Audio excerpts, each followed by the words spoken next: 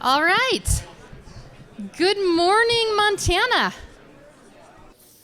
Thanks, everyone, so much for joining us today.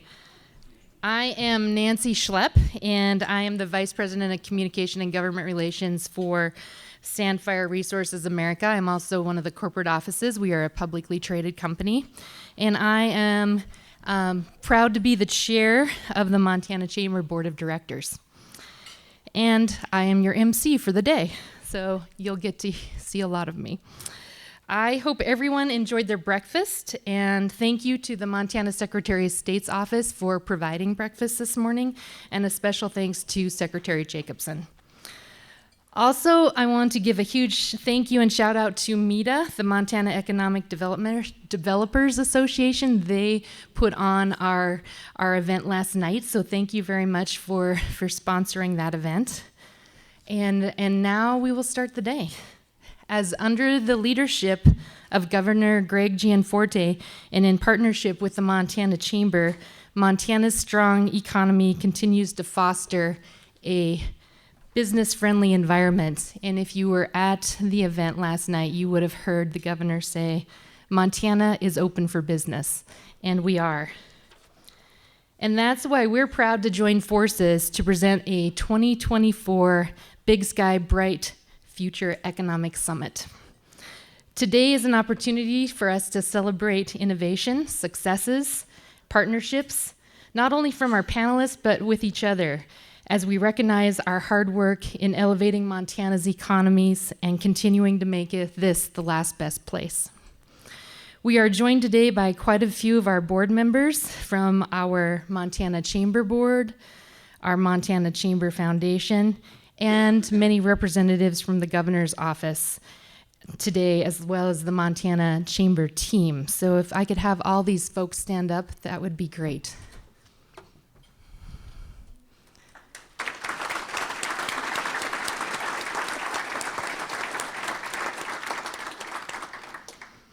So during the course of the day, we are encouraging you to seek out new folks and the folks that are working for you and share your insights with us, your innovative solutions, and your feedback.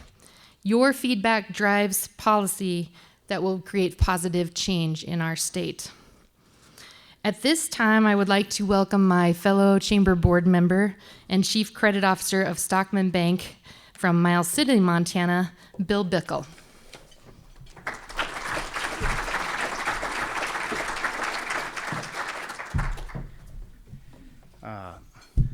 I'm not as tall as Nancy.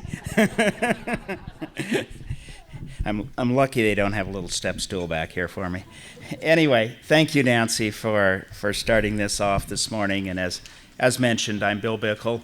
I'm Chief Credit Officer at Stockman Bank of Montana. Stockman Bank is a family-owned community bank headquartered in Miles City. Through 40 branches, we provide banking, investment, and insurance services to Montana business community as well as all Montanans. On the behalf of Governor Gianforte and the Montana Chamber of Commerce, it's my pleasure to welcome you to the Big Sky Bright Future Economic Summit, and thank you for coming to Bozeman, Montana in late June. I'm sure, like many of you, like myself, when this invitation hit our inbox, we thought this is going to be a terribly tough job, and we're just the person to make the sacrifice and come to Bozeman. So thank you for doing it. I would also be remiss if I didn't emphasize and thank our sponsors that we'll be recognizing throughout the day. Without our sponsors' encouragement and support, conferences such as this do not come together. This conference, in partnership with Governor Gianforte, is a continuation of previous economic conferences first initiated by Senator Baucus and continuing with the 2022 Montana on the Rise Economic Summit initiated by Senator Daines. The Chamber's strategic mission to support a positive business environment is reflected in this conference and is important to all of us as Chamber members. The Chamber's strategic plan is focused on 4 initiatives important to the Montana business community: Specifically, foster a favorable business environment, develop infrastructure to support economic growth, support workforce development initiatives to help Montana businesses and workers, and develop and foster entrepreneurship. Whether you're a multinational corporation like Boeing, our partner is a top-tier sponsor with manufacturing capacity across the United States and marketing to the world, or whether you're a community bank headquartered in Miles City and focused on Montana, our priorities are the same: to improve the business climate in Montana, to grow the state's economy, and to create economic opportunity for all Montanans. As we talk today about the partnerships needed to grow the Montana economy, conversations will focus on attracting new business to Montana so that others can live and work in the last best place. Equally important will be conversations about building infrastructure, whether airports, energy capacity, housing, or child care, to support business expansion. Equally important is finding the appropriate balance between government regulation and private initiative, including the importance of a judiciary that respects the appropriate role of elected legislative and executive office holders to establish policy on the behalf of all the citizens. Finally, there will be opportunities to debate our policy choices, but we can also focus on what unites us. We all share a deep affection for the wonderful state we call home. Importantly, due to a strengthening business environment, many of our children and grandchildren can now receive both a high-quality education from the Montana University system and stay in Montana for meaningful and high-paying jobs. Finally, we share our pride in Governor Gianforte's efforts to work collaboratively with all the stakeholders and recruit businesses to Montana. As an entrepreneur and a businessman, the governor understands what it takes, like us, to start and grow a business in Montana. The Chamber is proud to support his and his administration's efforts in this area. So in closing, thank you again for coming to Bozeman, and I'm sure we're all looking forward to our first panel. Nancy?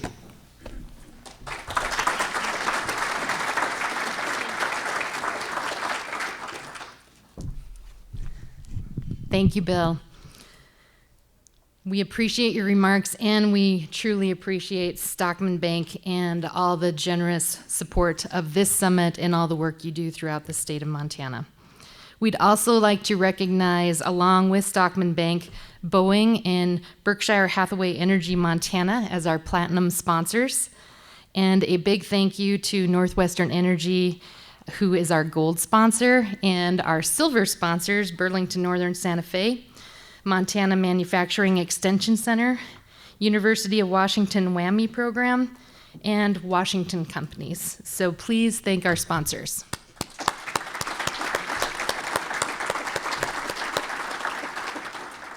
All right, before we get into our first panel, please note that the speaker bios for everyone and our subject matter experts are located in the event program. And to make sure we have the most of our time together, we will introduce speakers, but please reference this program for more information to save time. Montanans are infamous for our ingenuity. We have mastered the art of collaboration and partnerships. We recognize the value of teaming up with neighbors and leveraging resources. And one of our greatest resources is our youth. Leading off the summit is our partnerships to grow the Big Sky economy, delving into how businesses, educators, and labor can work together to support our future workforce. Please welcome MDO Resources Director of Strategy and Planning and Growth, Paul Hopoff, and his panelist, which he will introduce. Well, thank you for having us this morning to talk about a very important topic in Montana.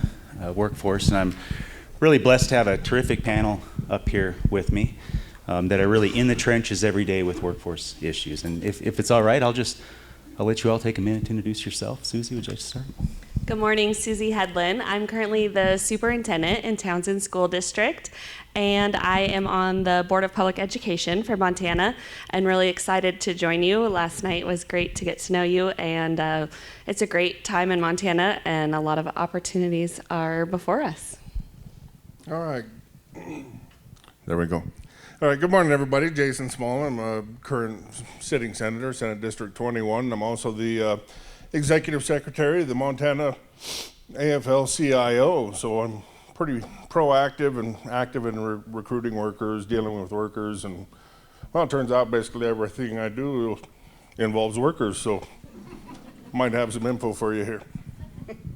And I'm Adam Gilbertson, the Senior Vice President of Field Technology and Innovation for RDO Equipment Company. I live in Laurel, Montana, and we've been involved in a number of workforce initiatives across the state that we're looking forward to sharing with you today. And we talk a lot about how small Montana is. It's the small town with long streets. And Adam and Jason and I have known each other for a while. Susie had the pleasure of just meeting this morning, but in true Montana fashion of being 1 or 2 degrees of separation from one another, one of her good friends ate dinner at my house a week ago, so it remains alive and well. I guess I'll start with the first question to Susie. Could you tell us a little bit about how you're aligning the students in Townsend with workforce issues and employers as they think about their careers? Yes, we're really excited to be recipients of the Advanced Opportunities Grant for next year, which we're thankful to the legislature and the governor's office for putting forward so we can build those opportunities out for our students. Our goal is to make sure that they have the chance to get relevant hands-on experience in the trades and in the workforce. And so we're excited about building out those opportunities for them. We're working with our local businesses to get them that experience in the labor industry, in the mechanics shops, in all of the different facets of education and industry in Broadwater County so that they are ready when they enter the workforce. Very good, thank you. And Jason, I'll turn to you for the next question. Occasionally, education, labor, and industry can be a bit siloed. If you could talk a little bit about what organized labor is doing to help meet the workforce challenges, as well as how do we get those silos to better collaborate? All right, great question. So if you're familiar with the state of Montana or organized labor, we have 8 JATCs, which are Joint Apprenticeship Training Centers, and they're spread out. And each one of these training centers represents a different trade. We have pipe fitters, plumbers, boilermakers, ironworkers, painters, and a few more. Sorry if I missed anybody there. But one of the things we do is we're able to bring people in as conditions change. We can ramp up, we can ramp down, and we can handle as many people as we need that we feel can handle the work scope that is taking place at the time. We try not to bring in too many apprentices at once because you end up losing some, so we always try to go with the flow there.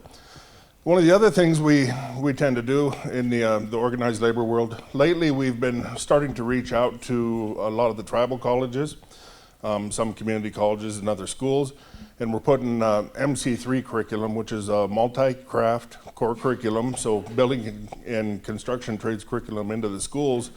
That way we're helping educate the kids that are a little bit younger and maybe more prone to go into this line of work. I kind of always felt that I was done a disservice because everybody was pushing college on me, and it was fairly obvious that probably wasn't the right choice, but it's worked out well, and I hope it'll continue to for the new students coming up, and we give them some better options. Great. And if I could just make this next question both to you and to Adam. The Montana Chamber's done some really good work on surveying Montana businesses in terms of what are the big issues that employers are seeing? Is it technical skills, soft skills, employer skills? So I guess my question to both of you would be, what are the biggest skill gaps, or what are the biggest problems you see in terms of hiring people? And are they any of those items that came through in the survey, or others? Want me to take that one? Yeah, it's Jason and Adam. Any order. All right, I'll go first. So, one of the issues that we have in particular is when it rains, it pours. Right? You go look at what we've done here lately. We've gone nearly a decade without a lot of work, so your labor force drops off. Our labor force in state is also aging out. So what do? We're going after these younger kids now, and the younger generation, whether or not we realize it, aren't probably quite as prone to do the manual labor work as they were at one point. I mean, as an example, when I signed up as a Boilermaker apprentice 20 years ago, there were 400 of us on the list vying for about 10 apprenticeships. Fast forward to, maybe 5 years ago, and we might have 2 on the list for 10 apprenticeships, and then we're calling our nieces, nephews, cousins, and a kid down the street that likes to mow yards, and trying to actively recruit people. So over the years, the manual labor did seem to fall out of favor quite a bit. And then one of the other issues we have, once we do actively recruit these kids, we start getting them into training programs, the soft skill set's also pretty poor. Not showing up on time, trying to leave early, taking way more days off than they should, things like that. So it's a work in progress, and there's a lot of work to be done yet, but we're moving. I think as I look at our industries as an organization, we're heavily involved in agriculture and construction. And it really, as a country, we're really good at creating doctors and lawyers and accountants. We know how to do that really well. We've got a path. We've got our education system is aligned to help kind of nurture that effort. We're not very good at creating contractors and builders and diesel technicians or roles that we've looked at in the trades as a country, not just here in Montana, but as jobs that maybe aren't Plan A careers. And I think I will tell you, when in 2000, when we started the Build Montana program with the Montana contractors, I think we were in a spot where we felt like we had to really convince people that the trades were a place to think about Plan A. That's changed here in the last 4 years. I think you've seen some headlines here even in the last week in the country that we're seeing those careers open up opportunities and be there for people. I will tell you, lots of people like to talk about this coming generation as maybe not being as invested or not being as hardworking. I'm pretty sure the generation before mine said that about mine, and the generation before theirs said it about them. The world's going, kind of to hell in a handbasket, if you will. I've found this next generation is better equipped to handle this trend towards technology, the trend towards thinking about work differently. And I think maybe it's us that needs to spend a little more time thinking about how we light that fire. Because when we get in the trenches and spend time talking and showing them the work that's available and the careers that are here in Montana, that connection happens. And I think that's probably one of the really key things we as business leaders need to think about is how are we engaging both the education system, the community, mom and dad, as we think about how young people find that next career. And we've got a reality in this state where about half of the graduating seniors aren't choosing to go to a 2 or 4 year degree or serve in the military. So we've got to figure out those paths in a better way and be maybe a little more innovative in how we bring them into the workforce. That's a great point, Adam. And Susie, I call a little bit of an audible. I'd say nodding your head as Adam touched on education. If you'd like, anything you'd like to add to Adam's comments? Yes, I think you guys are spot on. There's definitely been a shift in mindset, which is really exciting, where it's no longer either or, where students don't have to pick college or the workforce or the trades. I think that students are realizing, how critical both those components are, and we're creating those opportunities for them by offering dual credit college courses that align to the field that they're interested in. And we're no longer being as siloed, so we're not just working with one college, our local community college. We're working statewide and taking those barriers and boundaries down. For example, we're offering Miles City Community College courses in Townsend because our students are very interested in eggs, so they can take egg business classes during the day in a classroom setting, and then they can go and be out, working in the industry in the afternoon. So they can really have both and choose their pathway and be prepared. So I completely agree. And another thing, I am glad that you mentioned parents, because we really need to work with parents to help them understand all the opportunities and all the offerings that are available for their students. Yeah, I think that's a great point. If I remember right to the Chamber survey of businesses, if I'm not mistaken, one of the top items was parenting. This is the issue. Kind of back to Jason and Adam. Do you have any specific recommendations for employers in Montana, those in the room that are struggling with workforce? And I'll start with you, Jason. Well, one of the key things in our field are in the organized labor side. If the employers are showing up, we need to have notice. It is tough to put together a 500 man crew overnight, or 500 person crew overnight. So for the employers that are coming in, it's important for them to know that, we need a month or two in advance, maybe 3 months notice, and then we can start calling out. We can make it work. We can make all the projects happen, and we can get all the manpower to them that they need. But oftentimes it's just not an overnight deal, and that's kind of the key point with that. If you're just given 2 months, that's all it takes. We'll get you 500 people. So. Wow. I would say it's probably time to reevaluate what your spend is on the workforce. As we talk about recruiting and we talk about hiring, onboarding, training, all those things, we're spending the money somewhere in business. We're either spending it advertising for the new position, lost productivity because the workforce isn't ready to do the work, turnover, all of these different components that when you just look at workforce and think about, okay, how are we going to do this in our industry, you're spending the money already. You're just spending it in different ways. And so the most important thing that we've found is it's really about our time. That's the single most valuable asset we in business have. And how we choose to spend that time engaging the next generation, engaging the community, building those bridges and that connection to find the right culture fit for those young people. We've just made a decision that's where we want to spend those resources, find that right fit, have a teacher that knows the business we're in, knows the work that we're doing, and said, you're perfect for RDO. You should think about this as a career option, because I see you show up every day at work, I see you show up every day at school, and the work you're doing, the way you go about things, you're a really good fit for that culture. And that's a space that I think if we spend more time trying to connect, there are kids that they're going to find those careers fascinating. And when a young person finds something that they're passionate about and you turn that fire on, it's really cool to see. But you got to figure out what that is for everybody, and it's different for every person. Great, thank you.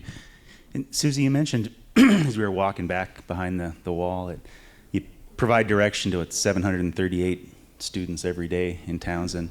And now that we're hopefully past all the challenges with COVID, and I know school districts trying to catch up, we're just in a really dynamic, exciting time in Montana from a industry growth, job opportunity perspective. What would you like to, is there anything you'd like to explain to employers what you see in students today and what they have to offer?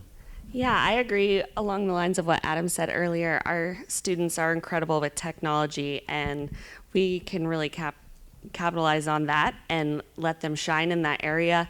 They're really interested in, utilizing technology and also working with their hands. So, like I said, if we can move away from that old-fashioned picture of a student behind a desk all day and allow for a blended learning model, virtual opportunities, and opportunities for them to get involved with their communities. I think we really need to make sure that education is relevant to our students and meet them where they are right now. We're working on those soft skills and financial literacy and all of these components that we are hearing from you are really important. I may want to add, Paul, if I can. And I'll give a shout out to the Montana Contractors Association, Dave Smith sitting in the back of the room here, and the Montana Chamber for bringing industry together. I think it is really hard, unless you're the largest employer in a relatively large city, to build a sustainable workforce development program to bring people in at a rate that both keeps the school system working and allows you to bring in the number of people you need to be successful. But if the trade associations can work together, and we kind of coin it in Build Montana a little as co-opetition, because we're all every day, the contractors doing the work, the equipment dealers, we're all competitors. You know, we're in a win or lose scenario often together with we win something someone else likely didn't. But we realize that the workforce piece is a bigger issue. And if we can come together in a way that allows us to create a sustainable program in a community that has multiple business partners in that effort, you can build something sustainable and meaningful. And I think, you know, as we look at how do we go forward in this, companies coming together, you know, might be in an industry. For us, construction allows us to talk about the vertical building, the dirt work, and the equipment dealers, and it gets a broad enough base in that effort that allows it to be meaningful for the kids. And when your message becomes, listen, it's not just one job. There's not just one opportunity here. There are all these different careers in this industry that allow you to really grow and thrive in the industry once you get in and get that first job. And so really thinking about ways, how can we as a business community come together in those spaces so that we can be meaningful in every local community, as large as Billings or, you know, as small as some of the smallest cities here in Montana. I think it's a really important concept that we should do more effectively around the state. And if I could stay with you, Adam, we've had conversations about RDO. You work for a fascinating company. RDO, I'm always intrigued by large private companies. Being in the public space, private companies I find intriguing.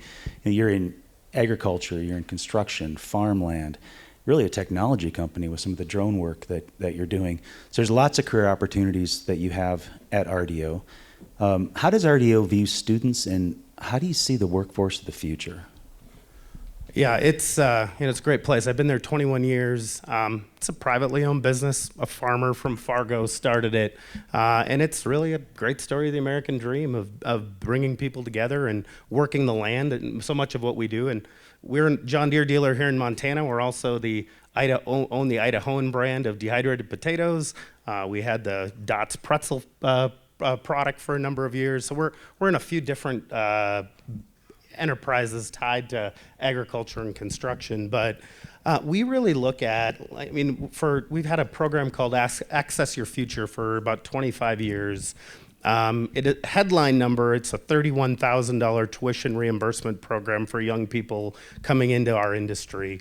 More importantly, it's bringing in that next generation to kind of see these opportunities. And for us, we're realizing we've got to have people that are interested in solving problems, interested in what the next thing is and how we're going to kind of approach that in our business, and looking for people that have a really good, solid technical understanding or at least an interest.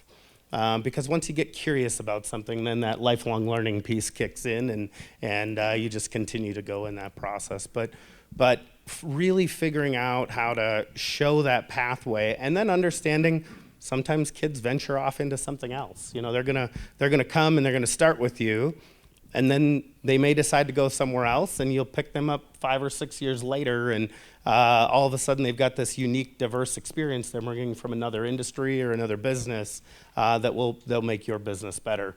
In the short term, that's pretty painful. You lose somebody you've invested in, but the reality is, I think we all need to think about how we bring that together. That's great. So a question that I'll ask each of you, and Susie, we can start with you, is, you know, what innovative strategies are you looking at to solve workforce shortages in your industries, your organizations, or the space you're in? I think a critical component to consider here is that we need to utilize our data that we have. And I'm on a data task force with the Department of Administration, the Governor's Office, Department of Labor, the Commissioner of Higher Education. And we are working to make sure that we have data that will help inform our decisions and prepare our students. So we know where our students are going, if they're prepared, all of that information. So we're working to make sure we have that so we can make informed decisions. Also, the information we're getting from all of you on what we need to, make sure our students have so that they're ready is really important. And then we're seeing it in our communities, and we're hearing from businesses, and we know that we need plumbers, electricians. So we're creating pre-apprenticeship pathways with collaboration with all of you and with our local businesses. And so we're really excited about building that bridge with business partners and having that partnership with school. And then we're also looking at areas like the mental health fields. We really need folks in those areas in our communities. So we're working with OCHI. We need more students to go into this field in this area. How can we start that at our level and then work with you to make sure they're inspired to fill those needs in our communities? So I'm excited about those opportunities and helping us work towards that. Also, our students, as we were talking about, are a little bit different in the global perspective. And last night was really great to see, for example, how inspiring that can be. And, Montana is here. We're more diverse, and students are excited about that with their virtual learning. They are experiencing more of an international business landscape. So one of the things we did on the Board of Public Education is add the seal of biliteracy in Montana. And at the Bozeman graduation just a few weekends ago, I was excited to see students earning their diploma with a seal of biliteracy, which is brand new to Montana and very exciting. Thank you. Jason? I guess one of the things we've started to do is get in front of them a little bit earlier. And that's starting to make the difference already. Instead of approaching people who've been graduated high school or been out for several years, or, have already maybe not done well at something and they're looking for somewhere else, we'll take those people too, don't get me wrong. But if we're getting ahead of them a little bit earlier, it seems like they transition better. And when I'm saying getting ahead of them earlier, I mean more exposure at the high school level, job fairs, trade shows. We're starting to do a little more of that. We're trying to get our workers, a lot of retirees, out in front of groups in high schools to show them what different opportunities we have. That's one of the things about being young. You don't know what's out there, and you'll never know until it's been put in front of you at least once, so you can see what it is. Some of the other ways we've expanded to try and help bring more workforce in is we're proactively working with some pre-releases throughout the state and try to get those folks that have rehabbed, try to get them back in the job market, put them to work, hopefully improve their situations all the way around also. And then other than that, it's just sort of business as usual. I mean, it's doing some advertising, and it's just trying to draw more people in as we need them, and hopefully get ahead of the rush, and hopefully not run into an issue here where we are understaffed, undermanned, and not able to, do the work that we should have coming to these areas. I think since we're in Bozeman and talk a little bit about the tech hub that's just been designated here around photonics. And I think when people first hear about it and think about it, they're like, wow, that sounds really, kind of nebulous, and what exactly does that mean? But we're using that remote sensing technology in machine automation in the field growing the crop. We're using sensing technology to control grade on a cutting edge of a motor grader. These technologies are all enabling technologies for industries that are really meaningful here in the state, and then national defense and medical and all of these other industries. When you start to realize what photonics can be, we've got this incredible opportunity to kind of reshape the path of education into these opportunities around technology on a global scale with Headwaters Tech Hub. And it's a really exciting time for Montana to think about how we embrace that. and understand that some of this really fast-moving and exciting technology actually has really practical implications in the work we do every day right here in the state. And thinking through, as a business group, how do we leverage that? How do we engage, and how does that maybe look in our practices as we move forward? And then, I think for us, the Build Montana process was really an eye-opening experience of how we actually create that pathway and build those relationships with the community. Those two things, I think, are areas that I think we should focus on in the years ahead, because it should be really meaningful for Montana. I'm glad you raised the tech hub. It wasn't that long ago in Montana that one of the biggest conversations we had was, how do we stop the brain drain of our kids leaving the state? Now it's not only are there opportunities for Montana graduates, it's can you bring 5-year out-of-state friends as well to help fill it. But along that line, and we talked a month ago at the Tech Hub, Headwaters Tech Hub meeting in Missoula, needing 20,000 incremental employees. And not to pick on anybody in the audience, Patty Fleming, but but Patty made a really great point, a data point that from the BBER, that for every one of those Tech Hub jobs, we need 2.65 additional workers to support them. So we're not talking 20, we're talking 50. So this is it's a big topic today. It's gonna be a bigger topic in the future. We've got 5 minutes per Candace. I might ask if there's any questions. We'd be happy to answer them. We got a mic right here. Hi, I had a question. So when I went to high school, it seems like the guidance counselors and the teachers, it was like, what college are you going to? What university? But it seems like that was a completely lost opportunity. No one really talked to me about, well, here's other alternatives. And I'm wondering, are schools sending a different message now when it comes to career guidance?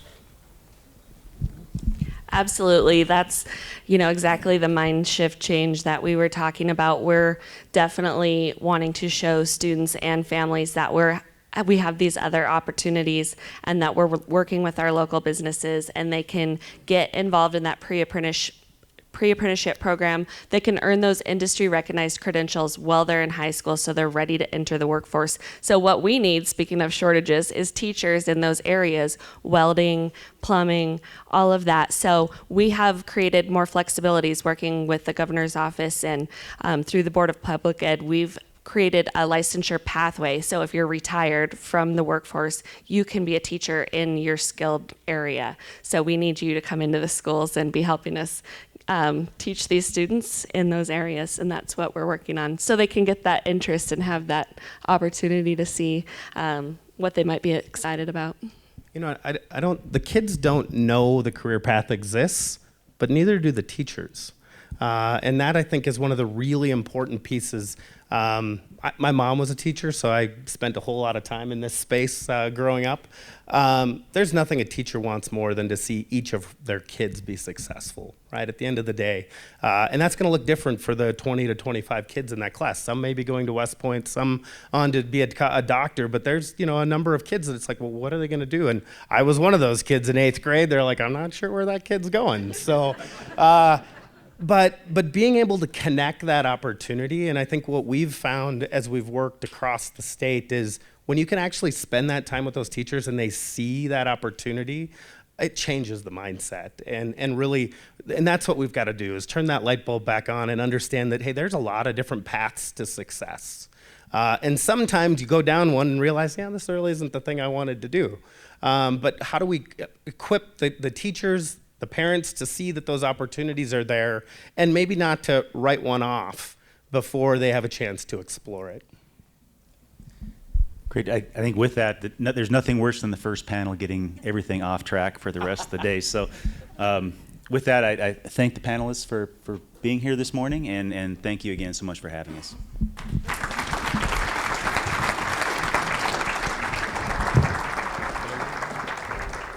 All right. Thank you, Paul. Thank you, panelists.